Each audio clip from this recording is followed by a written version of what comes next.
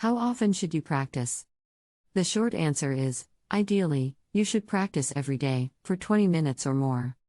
If you do not have such time, even a few minutes of QiGong exercise in the morning would be enough to start with. Unfortunately, this is not an ideal world and not everyone has the same amount of time, energy and determination. Being honest with yourself, in today's accelerated world, unless one is a monk living in a faraway monastery on some abandoned mountain, it is highly unlikely that everyone would meet these minimum requirements. Real life often interferes with your carefully drafted plans, while other days you may just not feel up to the task. And that is perfectly fine, especially when you are just starting out.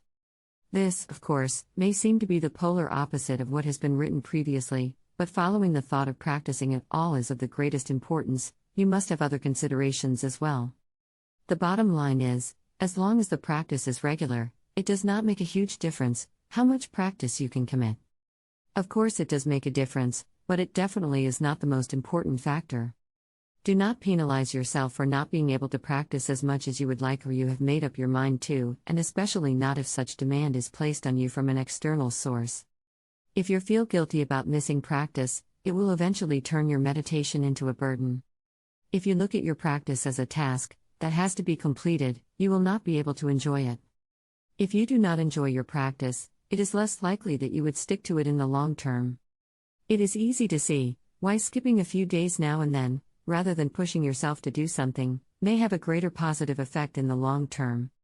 Remember, it is very important to practice with all your heart. If you do practice that way, it will become easier with every occasion, and may eventually become a habit. It does, generally speaking, require more effort to break a habit than to keep it. Therefore, once you have turned your meditation practice into a real habit, it will be only natural to go with it, possibly even more often than when you have originally started out.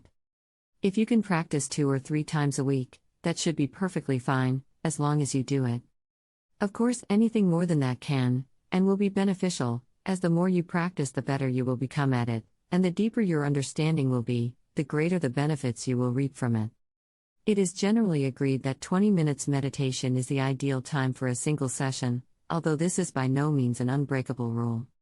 If you are only just starting out, you can go much shorter than that. Even 2 to 5 minutes should be sufficient on the first couple of occasions. It is probably best not to have any timer set up, but rather go by intuition and finish the practice whenever it feels right.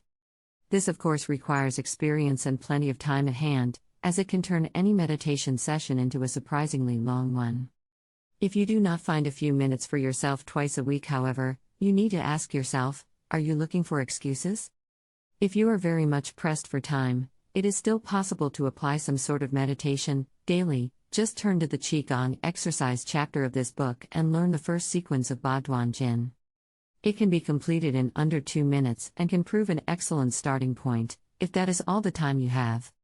If you are that busy, however, it would probably benefit your own health to consider some serious lifestyle changes. Finding your silence when you are trying to find the ideal setting for meditation practice, it is very important to be in a quiet environment, with as little external disturbance as possible. Many would often not realize just how much noise they usually live with, until they try to find a place without noise, and suddenly encounter deep silence.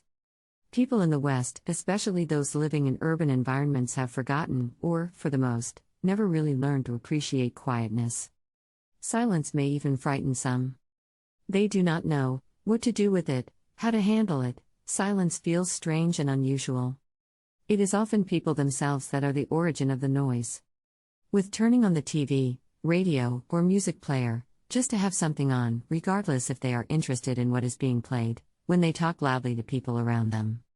Whether or not they have something important or meaningful to say, just to say something, and through numerous other daily activities, they create noise for and around themselves.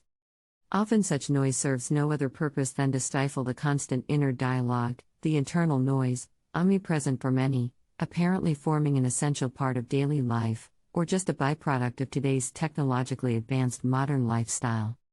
Practicing meditation offers an alternative solution to help overcome the internal dialogue, without the necessity of introducing external noise. Meditation does not only help you discover the true meaning of silence, but it can help you learn to really appreciate it, through discovering its deepest values. Thanks for watching. Please like, share, and subscribe.